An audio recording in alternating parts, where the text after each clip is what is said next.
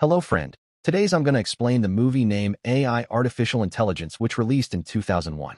The story begins 100 years in the future where we see Henry and his wife Monica going to a hospital. He had come here to meet his son Martin, who has a very rare and dangerous disease. Therefore, he was put to sleep in a special mechanical sleep until treatment was available. To ease his wife's grief, Henry thought that he would bring a special robot to his home, which would look exactly like his son and would also have real feelings for his parents. Because the doctor had told him that his son was just at the mercy of fate, and he could not see his wife dying slowly every day.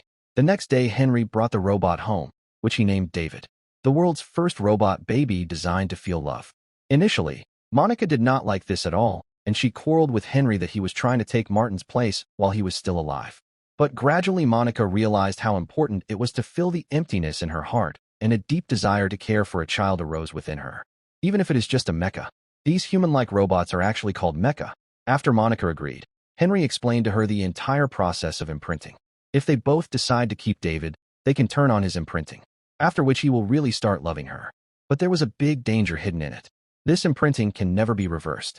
That means if they thought of returning David later, he would be destroyed forever.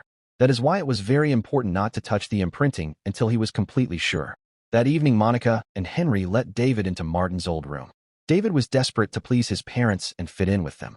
But as soon as I remembered that it was not real, Monica panicked, and when David asked her to get dressed, she shut the door in his face. The next morning, David watched Monica prepare breakfast with great curiosity. He followed her around all day and kept an eye on her every move, no matter how hard Monica tried to ignore him. Finally, fed up, Monica locked David in a closet. But after a while his heart softened, and he took David out, saying that we were playing hide and seek. That's why when Monica was in the bathroom, David suddenly opened the door and said, "Mom, I found you." At dinner, David watched his parents intently as they ate. He was so lost that he pretended to drink from an empty glass, imitating Henry. But as soon as he saw half the noodle coming out of Monica's mouth, he started laughing loudly. Both of them were shocked to hear his loud laughter suddenly. But then he also started laughing. That night, when Monica got David ready for bed, for the first time, she cared for him just like her own real son.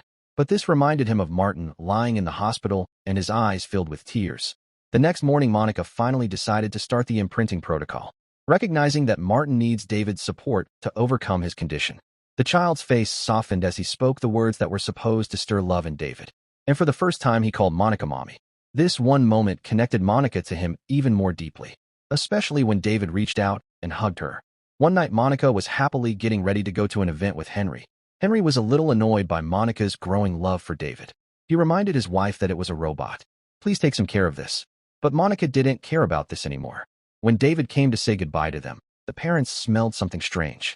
David applied all of Monica's expensive perfume to himself so that he could feel his mother being with him. Hearing this, Monica gave him a teddy bear of Martin so that he would not feel lonely. One day, David showed his mother that I could put the phone on loudspeaker by connecting it to my neck.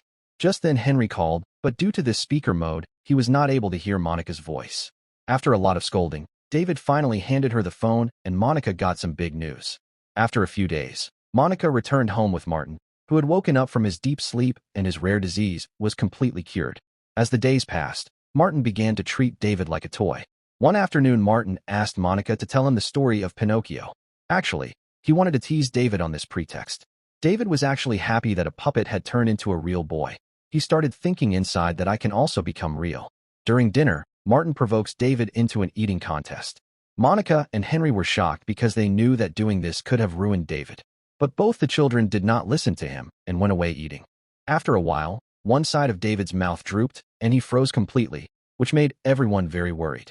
David was then taken in for repairs, while Monica stood beside him holding his hand. But when David said he wasn't feeling any pain, Monica became even more nervous. Seeing Monica worry so much about David, Martin started feeling jealous inside. So, upon returning home, she coaxed David into secretly cutting Monica's hair while she was sleeping, saying that this will make Monica love him even more. At first, David flatly refused, but Martin kept coaxing him until he agreed. Then David tiptoed into his parents' bedroom with a pair of scissors to cut Monica's hair. But then Monica turns around and narrowly escapes the scissors' edge. Henry woke up in a start upon hearing Monica's scream and started shaking David angrily, asking repeatedly why he did this. But then Monica said, "Don't do this. He is a child after all." Some of his cut hair remained lying on the ground. which Teddy picked up. Sometime later, as everyone prepares for Martin's birthday party, Henry tries to convince Monica that keeping David in the house is no longer safe. But Monica would defend David every time, calling him just an innocent child who makes mistakes unknowingly. During the party, Martin's friends start teasing David. He scratched her artificial skin and pricked her with a knife to see if she really felt pain. This triggers David's self-preservation program, and he cowers in fear and hides behind Martin, who is the only person he feels safe with. While retreating, he went so far back that he accidentally pulled Martin along with him into the depths of the pool. Adults immediately pulled Martin out of the water and began giving him CPR, while David lay alone in the pool below, just watching. After this incident, Monica started avoiding David. But then she also finds beautiful letters written by David, which further confuse her about what she should feel about him. Eventually, he decided there was no other option left and told David that he would go on a trip with Teddy. David jumped with joy because he thought he was going to spend the whole day with his mother. The next day, Monica drove tearfully to Cybertronics to kill David once and for all. But on the way, his regret became so overwhelming that he changed his mind and turned the car towards the forest, where David started spreading the picnic sheet without suspecting anything. Monica told him with a heavy heart that, "Son, I will have to leave you," on which David said, crying, "Mummy, I am sorry. I will not make any mistake after today. Mom, don't leave me. Mama, please, Mama, please." But Monica did not give in to his requests, and before leaving, she handed some money to David, saying that it should not fall into anyone's hands. Especially David from Cybertronics clung to him and didn't want to let him go. So Monica had to push him away from herself, due to which both of them got scared. Then she apologized, got in the car and left, leaving David staring at the car driving away. Back in Road City, a mecha named Joe was giving love and comfort to one of his clients before calling it a night. "Tell me, friend, robots will take over this work also. What will humans do?" Joe then went through town to meet his next client at a hotel. The owner asked Joe for his operating license badge because an anti-robot group called the Flash Fair was hunting stray mechas in the city. Then Joe changed his hair color and went straight to his client's room. But as soon as he sat on the bed, he was shocked to see that the bed was drenched in blood and his client was dead. At that very moment, a man entered the room and confessed that he had murdered the woman, who realized that he had been badly trapped. So he immediately ran away and hid in an alley where he cut off his operating license badge with a small blade so that no one could trace him. Meanwhile, in the forest, David told Teddy, "Brother, I have to find that fairy from Pinocchio so that she can turn me into a real boy. Then I will go back to my parents." Just then a garbage truck passed by and started dumping piles of junk, and within no time a lot of discarded mecha started picking up things from the junk to repair themselves. David was watching all this with surprise when suddenly Joe arrived there and a moon-shaped aircraft was seen hovering behind them. It turned out to be the aircraft of the Flash Fair people, and on seeing it, all the Meechar started running away in fear. Because this group catches stray robots and destroys them publicly in their shows for the entertainment of the people, and along with them some people riding motorcycles also jumped into the forest, and while chasing the robots they reached a small town. These people used to fire magnetic discs to trap robots, and some poor robots also got caught in them. But David and Teddy follow some robots into an abandoned cottage, where he met a nanny robot who told David that, "I will take care of you." But the motorcyclists reached that cottage also and broke the wall and started catching everyone, while the aircraft captured Joe in a cage. In this struggle, David tried his best to hold on to Teddy, but it slipped from his hand and fell. Luckily, some branches caught his fall, so he quickly got up and ran after the aircraft. Later, at the Flash Fair show, Teddy was picked up by some employees and thrown into the Lost and Found. The crowd sitting in the stadium was shouting with joy, while old and discarded robots were being destroyed one by one. They would be loaded into cannons and fired out with fire. A frightened David held Joe's hand tightly. Meanwhile, Teddy somehow manages to escape the Lost and Found and finds David in a cage. Then a little girl picked up Teddy and mistook David for a real baby. The girl then went to her father, who was one of the programmers of the show, and he was horrified to hear that a human child was also present among the robots. Then the girl's father went to David and checked that yes, he was also a Mecha. The man was surprised and fascinated by David's advanced system. But the show host wasn't happy at all, and a heated argument broke out between the two. On the other hand, acid was thrown on that nanny robot just as a joke. The showrunner wouldn't listen and was adamant that David would be on the show. Then he grabbed David, and David was holding Joe's hand for protection. So both of them were dragged into the field towards the same acid trap. As the showrunner introduced David to the crowd, everyone was shocked to see him. But then he told me it was a robot. This is an insult to humans. But the crowd fell silent because they were not used to seeing children in such shows. Then a stream of acid fell on David's shoulders, causing him to scream in pain and burst into tears. This convinced the crowd that David was a real child, and people were so shocked that they turned on the showrunner and started throwing things at him. Whereas just before the riot broke out, the girl's father ordered the guards to release David and Joe so that both of them could escape safely. On the other hand, there is the scientist named Hobby who actually created David. There were many photos of David hanging in his office. This suggests that David was given the exact image of his dead son. Just then, a team arrived and reported that David had been seen at the Flash Fair and assured Hobby that the robot was completely safe. Returning to the forest, David and Teddy are startled when they suddenly see the moon, thinking it might be Flash Fair's aircraft.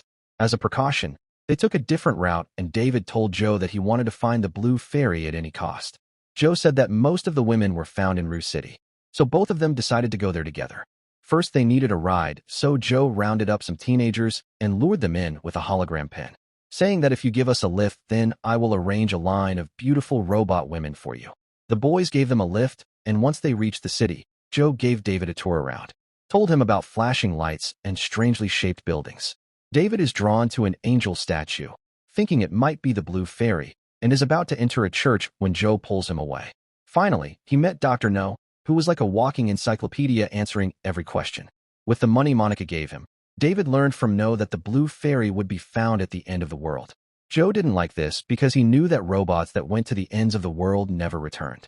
So he tried to convince David that humans actually hated robots. But David insisted that if he became a real boy, Monica would definitely love him. Despite Joe's repeated attempts to convince him, he did not listen and instead got angry at him. As they leave No's shop, the cops catch up with them and arrest Joe, who they believe is still the one who murdered the woman at the hotel. In a hurry, David sat in the driving seat of a helicopter. But the simple fact is that he could not control it, and its flight created huge panic in the entire city. Joe took advantage of the chaos as people ran here and there in fear. He immediately went to David, escaping from the policeman. He boarded the helicopter, took control, and flew them both away.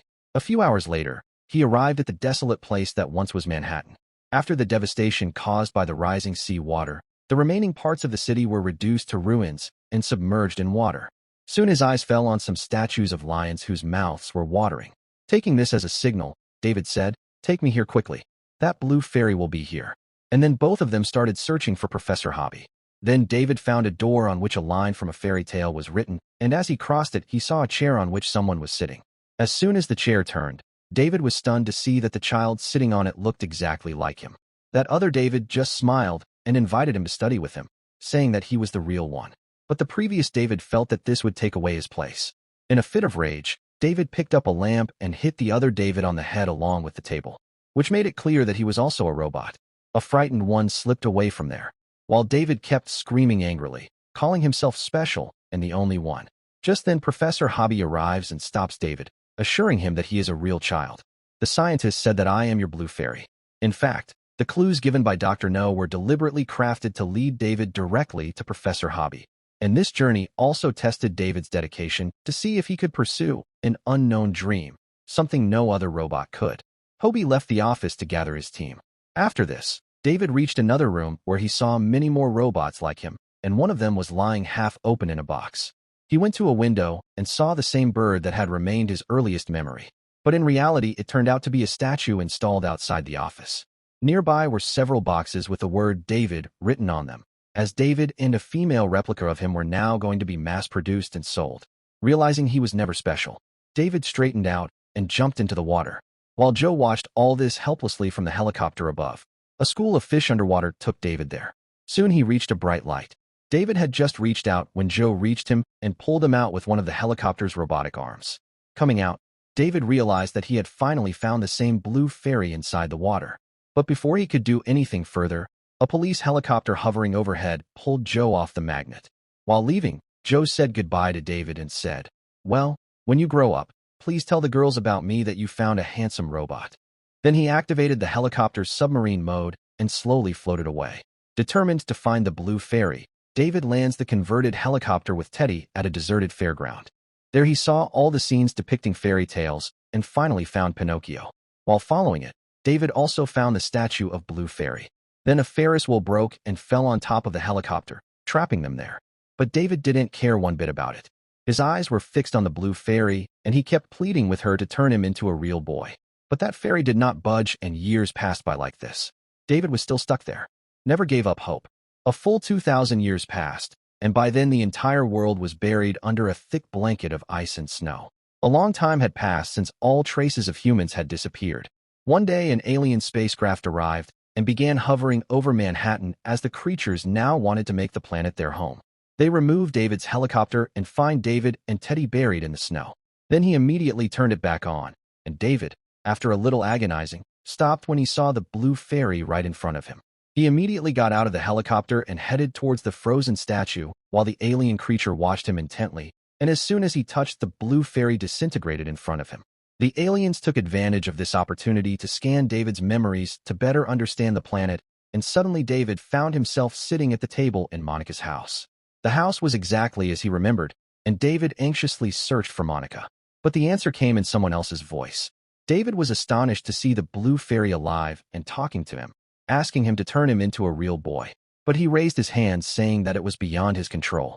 Actually, those aliens were talking to him through the blue fairy, and they told him that Monica was no longer in this world, and the fairy could not bring her back because not a single trace of her body was left.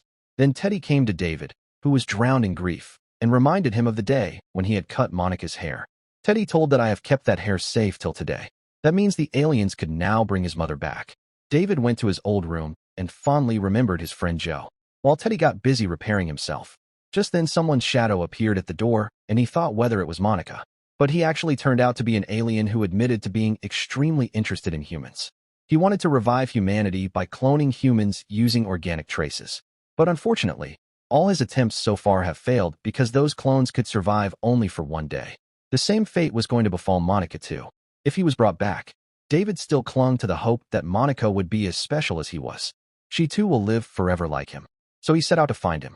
He found Monica asleep in her bedroom, and David sobbed, pushing her hair out of her face. Now David had finally met his mother. They both decided to spend the whole day together. David also showed his mother the paintings he made during this trip. Both of them played hide and seek together. His birthday was also celebrated with great pomp. Only at the end of the day did David gently put his mother to bed. Monica said that I will always love you, my son. David had been longing to hear this for a long time. He fell asleep next to his mother, holding her hand. He had asked for only one thing all his life: his mother's love, and finally, even if it was only for a few moments, he got it. With this, the movie ends. If you liked the video, please like and subscribe to my channel. See you in the next video. Till then, bye-bye.